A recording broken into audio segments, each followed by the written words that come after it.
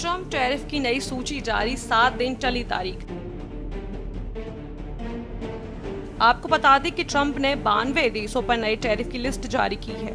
इसमें भारत पर 25% और पाकिस्तान पर 19% टैरिफ लगाया गया है। हालांकि कनाडा पर 35% टैरिफ लागू हो गया है। साउथ एशिया में सबसे कम टैरिफ पाकिस्तान पर लगा है। अमेरिका ने पहले पाकिस्तान पर 29% टैरिफ लगा रखा था। वहीं दुनिया भर में सबसे ज्यादा 41% टैरिफ सीरिया पर लगाया गया है। इस लिस्ट में चीन का नाम शामिल नहीं है। बता दें कि ट्रम्प ने 2 अप्रैल को दुनिया भर के देशों पर टैरिफ लगाने की घोषणा की थी, लेकिन 7 दिन बाद ही इसे 90 दिनों के लिए टाल दिया था। कुछ दिनों बाद ट्रम्प ने 31 जुलाई तक का समय दिया था। इसके बाद ट्रम्प सरकार ने 90 दिनों में 90 सौदे कराने का टारगेट रखा था। हालांकि अमेरिका का अब तक सिर्फ 7 देशों से समझौता हो पाया। बता दें कि ट्रम्प ने कहा कि अमेरिका का भारत के साथ भारी व्यापार घाटा है। उन्होंने कहा, भारत हमारा मित्र है, लेकिन पिछले कुछ वर्षों में हमने उसके साथ अपेक्षाकृत कम व्यापार किया है, क्योंकि उनके टैरिफ बहुत ज्यादा हैं, दुनिया में सबसे ज्यादा। नए टैरिफ की खास बातें। लाओस, म्यांमार, सीरिया जैसे देशों पर सबसे ज्यादा 40% या उससे ज्यादा टैरिफ। अगर कोई वस्तु किसी और देश के जरिए भेजी गई है ताकि टैक्स बचाया जा सके तो उस पर 40% टैरिफ लगेगा। यूरोपीय संघ के सामानों पर सीधे 15% टैरिफ नहीं लगाया गया। अगर किसी प्रोडक्ट का मौजूदा शुल्क 10% है तो सिर्फ 5% अतिरिक्त जोड़ा जाएगा। लेकिन अगर प्रोडक्ट पहले से 15% या उससे अधिक शुल्क दे रहा है तो कोई टैरिफ नहीं बढ़ेगा। चीन पर अलग से मई 2025 का एग्जीक्यूटिव ऑर्डर लागू है। इसमें कोई बदलाव नहीं हुआ है। अभी चीन को पहले की तरह 30% टैरिफ ही देना होगा। अब अमेरिका के कस्टम सिस्टम में हर देश की अलग अलग ट्रैकिंग होगी। सीरिया, लाओस और म्यांमार जैसे गरीब देशों पर सबसे ज्यादा टैरिफ लगा है। इन देशों पर अमेरिका ने 40 से 41% भारी टैरिफ लगाया है, जो सबसे ऊंची दर है।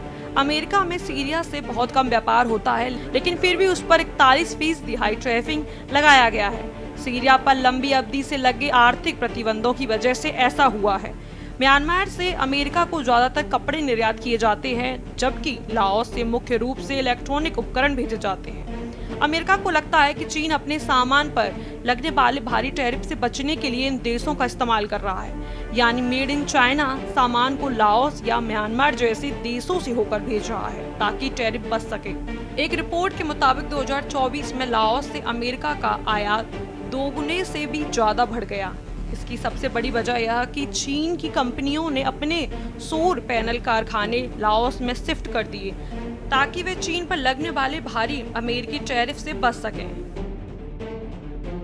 चीनी सामानों की डंपिंग रोकेगा ट्रैकिंग सिस्टम। आपको बता दें कि अब अमेरिका के कस्टम सिस्टम में हर देश की अलग अलग ट्रैकिंग होगी। अब तक कई देशों को एक ही ग्रुप में डालकर सामान टैरिफ लगाया जाता था।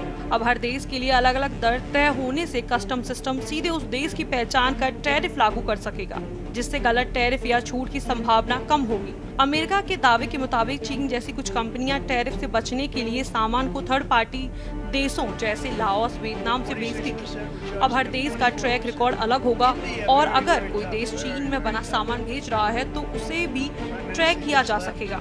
अगर कोई निर्यातक गलत देश का नाम बताकर टैरिफ से बचना चाहे तो सिस्टम तुरंत उसकी शिपमेंट को फ्लैग कर सकेगा। जैसे अगर म्यांमार से सामान आ रहा है लेकिन पेपर्स में थाईलैंड लिखा है तो ट्रैकिंग से पकड़ में आ जाएगा।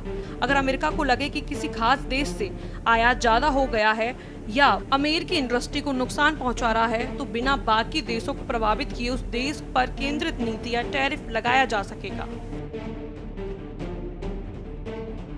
कई देशों पर अप्रैल में लगाए टैरिफ घटाए। आपको बता दें कि ट्रम्प ने 2 अप्रैल को सभी देशों पर कम से कम 10% और कई देशों पर जैसे को तैसा टैरिफ लगाने का ऐलान किया था, लेकिन अब उन्होंने कुछ देशों के टैरिफ में बदलाव किया है। इनमें से कई देशों पर पहले भारी भरकम टैरिफ लगाया गया था, लेकिन अब उन्हें कुछ राहत दी गई है। अप्रैल में भारत पर 26% टैरिफ लगाने का ऐलान किया गया था। इसमें मामूली कटौती करते हुए इसे 25% कर दिया गया है। वहीं पाकिस्तान को बड़ी राहत मिली, उस पर 29% से घटाकर 19% टैरिफ कर दिया गया है। स्पेशल डेस्क के न्यूज़ इंडिया।